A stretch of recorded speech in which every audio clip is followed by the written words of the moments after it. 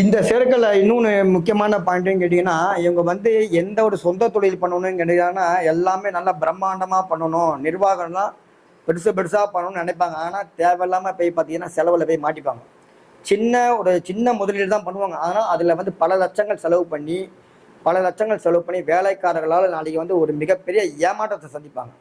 இதுதான் இந்த சூரியன், சனி சேர்க்கையில ஒரு முக்கியமான ஒரு பிரச்சனையான ஒண்ணு. நீங்க எதுவாயினும் நிதானமா நிறுத்தி, நம்ம இப்படிதான் பண்ணணும். நம்ம பொறுமையா தான் பண்ணணும். சூரியன், சனி சேர்க்கனால பொறுமையா இருக்கணும்.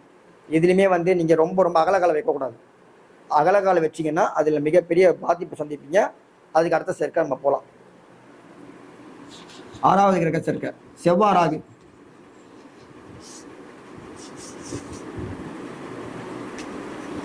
செவ்வாய் ராகுவா இருந்தாலும் சரி, செவ்வாய் கேதுவா இருந்தாலும் சரி, இந்த சேர்க்கை என்ன பண்ணும்? செவ்வாய் ராகு கேது சேர்க்கை என்ன பண்ணும் கேட்டீங்கன்னா, நீங்க எந்த வீடு கட்டினாலும், எத்தனை வீடு நீங்க மாறினாலும் உங்க வீட்டுல பாத்தீங்கன்னா வாஸ்து தோஷம் கட்டாயம் இருக்கும்.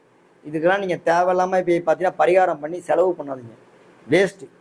நீ எத்தனை வீடு மாறினாலும், எத்தனை இன்ஜினியரிங் கூப்பிட்டு நீங்க வாஸ்து இதெல்லாம் சரி பண்ணாலும் உங்க வீட்டுல வாஸ்து குறை கட்டாயம் உண்டு.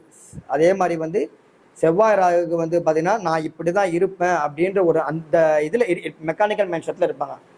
எதுவாகணும் என்கிட்ட சொல்லிட்டு தான் நீங்க பண்ணணும். அதனால ஒரு மிகப்பெரிய ஒரு பாதிப்பை சந்திக்கக்கூடியதும் இந்த செவ்வாய் ராகு தான். எது வாங்கன்னு எங்கிட்ட சொல்லலைன்னா ஒரு மிகப்பெரிய ஒரு கோபம் வந்துடும் அவங்களுக்கு. ஒரு செவ்வாய் ராகு சேர்க்க ஒரு ஜாதகத்துல இருந்துன்னா ஜாதகர் பயங்கரமா கோவப்படுவாருன்னு அர்த்தம். பயங்கர டென்ஷன் ஆயிடுவார். அதாவது வெச்ச பொருள் வெச்ச இடத்துல இருக்கணும். இப்ப இந்த செல்போன் இருக்கா, ஒரு பொருள் வெச்ச இடத்துல இருக்கணும். அதுதான் இந்த ஒரு சேர்க்கையில ஒரு மிகப்பெரிய இது கொடுத்துருது.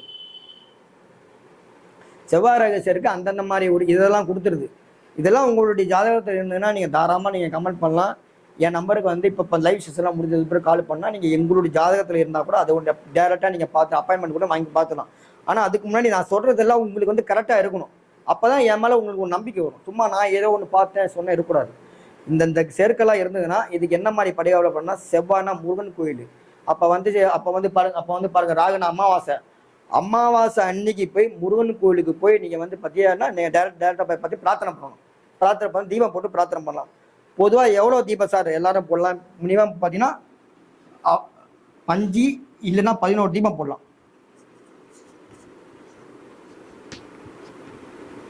5 தீபம் போடலாம். பொதுவாக பார்த்தீங்கன்னா ராகுனா அமாவாசை, நல்லா கேட்டுங்க, ராகுனா அமாவாசை, செவ்வாய்னா முருகன் கோயில். அப்போ வந்து அமாவாசை அன்னைக்கு தொடர்ந்து ஒரு 11 அமாவாசை மாசத்துல ஒரு நாள் போங்க போதும். அமாவாசை அன்னைக்கு போங்க. எந்த நேரமாக இருந்தாலும் பரவாயில்ல. அது மேக்சிமம் பார்த்தீங்கன்னா ராகு காலமாக இருந்தாலும் பிரச்சனை இல்லை. அன்னைக்கு வந்து இல்லை சார் வேலைக்கிழமையாக இருக்குது, புதன் கம்மியாக இருக்குது, அந்த மாதிரி சமயத்தில் கோயில் மூடிடுவாங்க. அப்போ நீங்கள் எந்த நேரமாக இருந்தாலும் அமாவாசை டைமில் கரெக்டாக அந்த அமாவாசை முடியறதுக்குள்ளே முருகன் கோயிலுக்கு போயிட்டு நீங்கள் தீபம் போட்டு பிரார்த்தனை பண்ணிட்டு வந்தீங்கன்னா இந்த செவ்வாய் ராகு காம்பினேஷன் உங்களுக்கு உண்டான பாதிப்புலேருந்து நீங்கள் கட்டாயம் படிப்படியாக வெளியே வருவீங்க.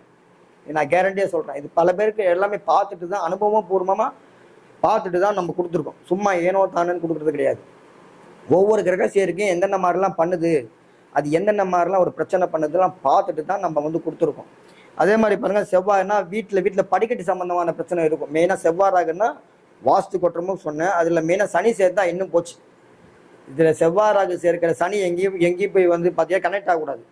சனி எங்கன்னா போய் கனெக்ட் ஆயிடுச்சுன்னா அவங்க வீட்டில் மெயினாக பார்த்தீங்கன்னா படிக்கட்டில் வாஸ்து குறை இருக்கும். அவங்க வீட்டு மேலே அந்த படிக்கட்டில் வந்து அவங்களுக்கு ஏதாவது வாஸ்து குறை. இந்த செவ்வாய் ராகு கூட சனி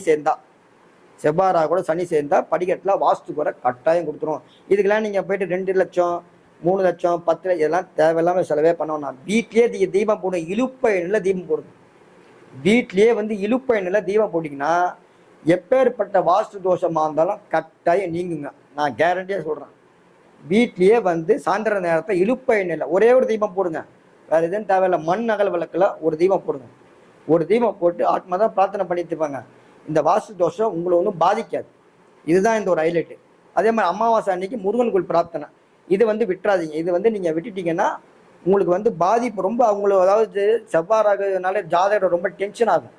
ரொம்ப மைண்ட் செட்டு ரொம்ப போட்டு என்னடா இப்படி பண்ண வாழ்க்கை, அவங்களுடைய மைண்ட் செட்டே ரொம்ப என்ன சொல்கிறது, ஒரு அந்த சொல்லுவாங்கள்ல மிஷின் ரோபோ மாதிரி சொல்லுவாங்கள்ல, அவங்க வாழ்க்கையே ஒரு ரோபோ மாதிரி தான் போயிட்டுருக்கும். எங்கே போய் எங்கிட்டு முடியுதுன்னே அவங்களுக்கு தெரியாது. இந்த மாதிரி சேர்க்கெல்லாம் இது ஒரு பாதிப்பு கொடுக்குது. நம்ம வந்து இது கட்டு சேர்க்கிற போகலாம். மேடம் வாட்டர் இருக்கா பாருங்கண்ணா.